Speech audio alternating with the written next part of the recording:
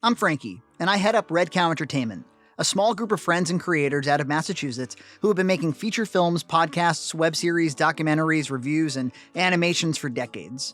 We love making stuff. We take great pride in everything we put out, and we're never going to stop. Red Cow is not a full-time job for any of us, but apart from our families, it's why we live. New fans discover us all the time, but since we've made such a large variety of content, their starting place is normally from one show or podcast, like BoxMac, or from our discussions about Cinemassacre, and they have no clue who we are otherwise, or about the massive backlog that awaits them, if only they would explore it.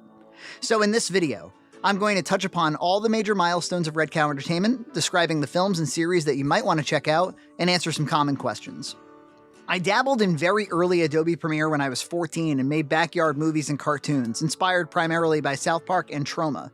We became Red Cow Entertainment in 2000 when I met Jon Hunt, a musician and technology enthusiast who mentored me as I learned more about audio, cameras, and computers. I was on the high school track team with his sister, and we wanted to make comedy sketches about our experiences, and she said, "My brother is interested in film and he'd get a kick out of you," which started a lifelong friendship. Jon was 20 at the time, living at home with a full-time job, so he had a little bit of means to buy some film equipment, and I noticed the mailing address said "Attention to Red Cow Entertainment." "Why Red Cow?" I asked. He explained that he really liked the logo of the cow on Newport Creamery, so he made it red as to not rip it off. In November 2000, I met my first real girlfriend, Nina, who I went on to marry and have a child with, and who's helped produce all of our content to this day. At 14, specifically after seeing Cannibal the Musical, I got it in my head that we should make a feature film, a musical of our own, about an obese high schooler called I Need to Lose 10 Pounds. Jon and I wrote all the songs, I co-wrote the screenplay with two close friends, and for the next 6 years, after many false starts and through immense adversity, we stumbled our way through shooting a feature film. The effort of writing the screenplay started freshman year of high school. We started shooting real scenes when I was 16, and the final film was delivered when I was 20. Here, Red Cow mainstays Zach and Matt, originally friends of Jon's, were massive helps, as Zach recorded audio for most of the production, and Matt starred as the main villain, Richard Simmons.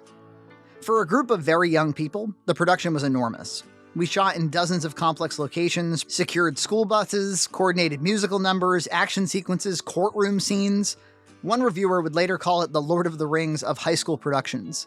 I viewed this movie as a defining moment of my life, the moment that will determine whether or not I could make a feature-length film, and to that end, it was the best film school I could have ever hoped for. During that period, we worked on a lot of other projects, but most notably, one of the co-writers of 10 Pounds and I made Lord of the Rings by George Lucas, an animation that lambasted the prequels right after Attack of the Clones came out. In 2006, I would upload this to a very early YouTube and receive several million views, which would lead to me appearing in the documentary The People vs. George Lucas. Funny enough, the producer was Robert Muratori, the cinematographer and supporting star of Cannibal the Musical, who I became friends with. I made a follow-up about Indiana Jones 4 just before Crystal Skull was released, and years after that, the director of People vs. George Lucas made Doc of the Dead, a documentary about zombies, and asked me to make an animation for it. So, in that same style, I made an animation about the most famous directors pitching zombie films, though that was cut from the final film, but it is available on YouTube. 10 Pounds was completed while I was at film school at Emerson College in Boston. The movie went on to win Troma Dance 2006, Troma's indie film festival next door to Sundance, and even got bought for distribution rights by Troma, and today is available on their streaming service, as well as on Blu-ray and digital download at redcowentertainment.com. I should note that on YouTube and on all the Red Cow Blu-rays, we produce a tremendous amount of special features, commentaries, and behind-the-scenes documentaries. While at Emerson, I met an entirely new group of collaborators and friends, many of whom went on to have notable careers. In our freshman year, a group of us won the National College Film Competition Campus Movie Fest with our short final exam. With 10 Pounds complete, I wanted to prove that I could turn another feature film around, in way less time and at much higher quality, and with more committed collaborators.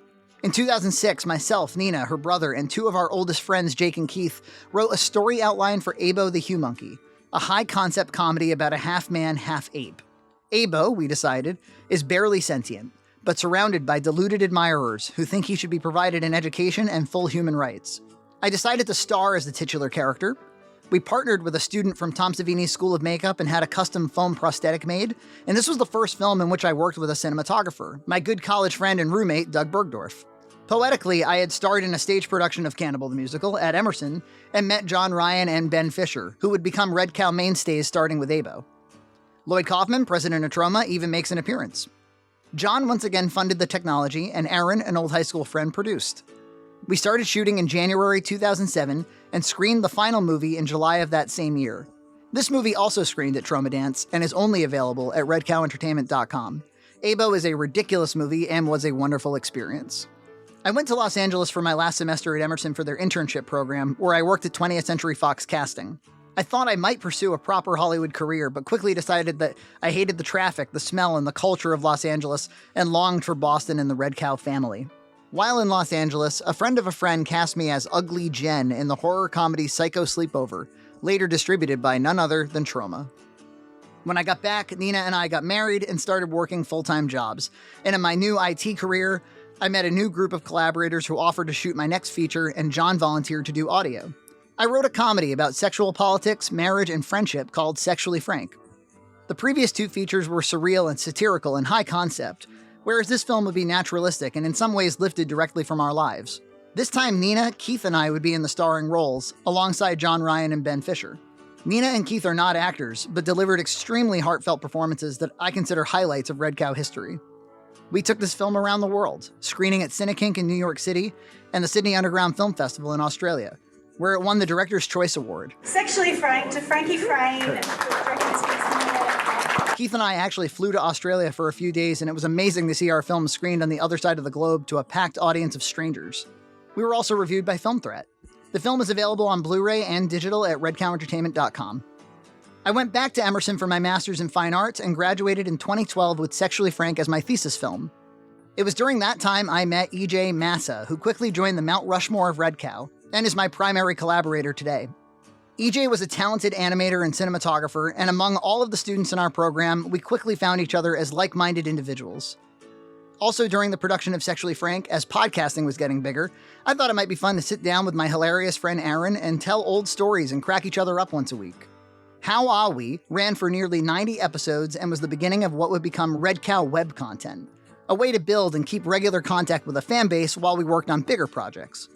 Podcasting was so easy and fun, we began doing several other series, most notably Discount Film School, in which I interviewed industry professionals, film festival programmers, and my most prominent collaborators. It was through that podcast I was able to interview Lloyd Kaufman of Troma, Jason McHugh, who produced What Else? Cannibal the Musical, and DC Comics artist and Red Letter Media regular Freddie Williams, who was a fan of our YouTube channel and has become a friend. In 2012, I also produced and co-directed a short comedy called Vibes with one of my MFA classmates. The How Ah We podcast started to have Jon as a regular guest, and his extremely unique and idiosyncratic personality made for endless fodder. On the show, Aaron would call him Junt, combining Jon with Hunt. Specifically, Jon would talk about what a bargain hunter he was, and we would laugh about how much he loved his local church fair, so much that we followed him there with a camera in the summer of 2013, unknowingly producing the first ever episode of What's in Junt's Cart, which would go on to have more than 100 episodes. Malls, church fairs, Black Fridays, flea markets. If there's a deal, we bring Jon and we film him. Viewers often tell us it feels like they're hanging out and shopping with us. This is one of the most popular shows on our channel.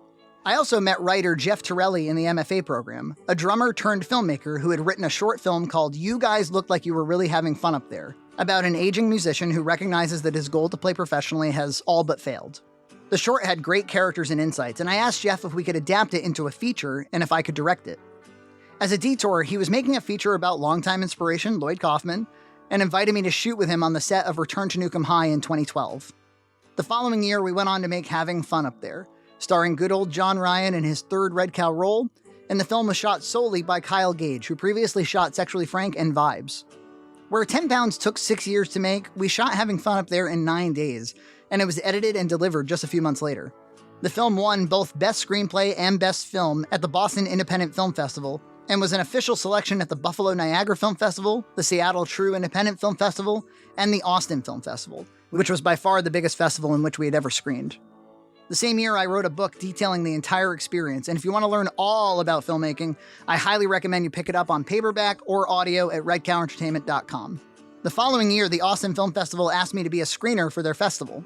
In the background, we were still occasionally podcasting, but EJ was independently producing his animation series EJ Comic, and asked me to voice a number of them, which led to EJ and I producing 3 comedy animations together. One about what would be the upcoming Force Awakens, one about pretentious Kickstarter campaigns, and one about how Breaking Bad creator Vince Gilligan is only capable of producing gold. EJ's enthusiasm for camera technology and videography was increasing, and he started to do it professionally and even did some camera reviews for his own YouTube channel, Excitement Bicycle. He said if I ever wanted to shoot something together, he'd be happy to run camera. Nina and I didn't have a big wedding because of the expense, and had been talking about co-directing a documentary about how expensive the wedding industry is. We made Til Debt Due Us Part in 2014, and it was in large part shot by EJ. When finished, Til Debt Due Us Part would screen at the Massachusetts Independent Film Festival, and it too is available on digital and Blu-ray. In addition to Junt's Cart and podcasts, Jon had been pitching a new web series idea. BoxMac, he called it, in which we would try every single mac and cheese at the supermarket. We could pit the craft varieties against each other, find the 2 cheapest ones and try those, see if mac and cheese tastes better with butter or margarine, and much more. We were longtime mac and cheese lovers, and Jon's pitch was that we could shoot it on iPhones and just keep it low effort. Instead, EJ came over one night to shoot this new show as a lark, and we applied the same level of care to making BoxMac as we did all of our projects. After the first episode, Jon got a chef's costume for comedic effect, and Zach and Matt, our old friends from the 10 Pounds days, eventually joined the crew. We all loved making BoxMac, and pretty soon we found an audience who did too, as popular YouTubers and a prominent Reddit post started driving more traffic than we expected to the channel. I sent these guys, they have this show that they do called BoxMac Review. So we actually found this mac and cheese from these YouTubers we all watch. They upload once a week where they make mac and cheese and taste it, and they compare mac and cheese to other mac and cheese. The success of those shows and Junt-related content would define Red Cow from that point on. We produced hundreds of BoxMacs, as fans sent in Macs from Iceland, Japan, Australia, Canada, the UK, and more. We brought on old friends as guests, made lots of new friends, were featured in local press, received incredible fan art and crafts, like dolls modeled after each of us and a mac and cheese quilt. We were introduced to fun and strange cultures, and used the show as a sandbox for every creative whimsy, where the show just kept building upon itself. Of special note, we made large-scale Halloween specials, parodying the Food Network, Mystery Science Theater, Goosebumps, even a full-length parody of Birdemic called Boxdemic. Matt, in particular, lent incredible crafting talent, building sets and puppets and costumes. We went just as crazy with our Christmas specials, often producing hour-long variety shows with music, different segments, arts and crafts, and lots more. On April Fools, we even parodied ourselves, making a spin-off series called Bag Trash, in which we reviewed trash bags, proving that the subject of the show wasn't what mattered, but the fun we were all having joking and talking. We often hear people ask, I don't eat mac and cheese, will I like this show? Fans of the show know that it has everything and nothing to do with mac and cheese. We often use our kitchen time just to talk about whatever's interesting us that week. True to ourselves, we've been producing collectible Blu-rays of all BoxMac and BoxMac adjacent shows, which you can get on redcowentertainment.com. Because of BoxMac, a show we made as a funny side project, we now had a steady and returning fan base after decades of creating content. EJ formally joined Red Cow's YouTube channel and started uploading a variety of videos under the banners of EJ Reviews, which includes his long-running EJ Cooks, in which he mostly grills ribs. But he also reviewed each episode of Game of Thrones for several seasons, all the way to the finale, which brought in a fair amount of viewers as well. Since Jon had become such a well-liked and fascinating character on the channel, we made a lot of Junt-inspired spin-offs, such as BoxMac After Hours, where we read fan mail, Scavenger Junt, in which we search his property for interesting items and ask him to explain them to us, Pewtersmith, where Jon teaches us about his antique computer collection, Juntin' Around Outdoors, where Jon shows us what's going on in his garden that season, and Junt SNES, one of my absolute favorites, in which Jon, Keith, and I reviewed Jon's extensive Super Nintendo collection. We produced that show in our Red Cow studio during a period of time where we rented studio space for new projects. We spun off a few others too. Nina and our friend Paula had a short series called Glitter Bitches, in which Paula, a gregarious Italian diva, teaches Nina how makeup works. I created a show called No Views, in which we find very low to no view narrative films on Vimeo and review them constructively, as if we're considering them for a film festival. R.I.P. Restaurants and Retail, which is kind of like a Junt's Cart spin-off where we visit the locations of long-closed restaurants and stores and reminisce. Review Lounge, in which we engaged in roundtable discussions about Oscar nominations and other major movie events. And finally, Pirate Pizza Review, a fictional show that we created as part of the plot of a BoxMac Halloween show in which Zach and I review frozen pizzas that we decided to keep making years after the initial joke was over. And during all this YouTube action since 2015, Nina and I had our daughter Gloria, and EJ had his 2 boys. Gloria has become a regular in our content. As we started developing a healthy Patreon, EJ encouraged me to record a podcast with him as a patron perk. And like BoxMac before it, what started as a small endeavor incrementally became more produced, as we added video. We especially leaned on the podcast as a means of producing content when COVID hit, since we recorded them remotely, and I started to post snippets on our Clips channel just to promote the Patreon. In one of these clips, we discussed the career of YouTube pioneer James Rolfe, the angry video game nerd, and many of the challenges his company had been having at the time. This video, which was a recorded Zoom call while we were in our PJs, blew up to one of our highest viewed videos ever. Angry AVGN fans suggested that we had no right to critique Rolfe, since we had never made anything creative of our own. Many viewers, however, found the discussion insightful and stuck around for all of our other clips or subscribed to the Patreon for the full-length shows. The Clips channel was quickly adapted into the Red Cow Arcade podcast, which rivals our main channel for views and engagement. Both channels are still relatively small in the scheme of YouTube, but the engagement from our fans has been very high, and we're so grateful for that. Since we've been unable to do this full-time, the stress of parenting, constant content creation, and demanding day jobs took a toll on my health, and I gained a very unhealthy amount of weight for a few years, until COVID, when I started working remotely and lost 140 pounds. As Red Cow Arcade was growing, I had just put out a video detailing the weight loss, which inspired the creation of a Red Cow Discord, where we discuss health and fitness, along with every other topic you find on our channels. And that Discord has led to even more new friends and creative collaborations. And that brings us to today. Thank you so much for hearing the story of Red Cow Entertainment. I hope this gave you the context you needed to better understand who we are and the enormous backlog we have to offer.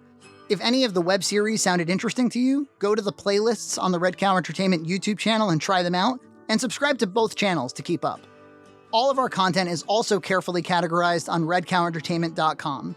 We've been going strong for decades, and we have no intention to slow down now. Today we will be talking about Puss in Boots and The Last Wish. I don't know if you've seen it, but it is a very good movie.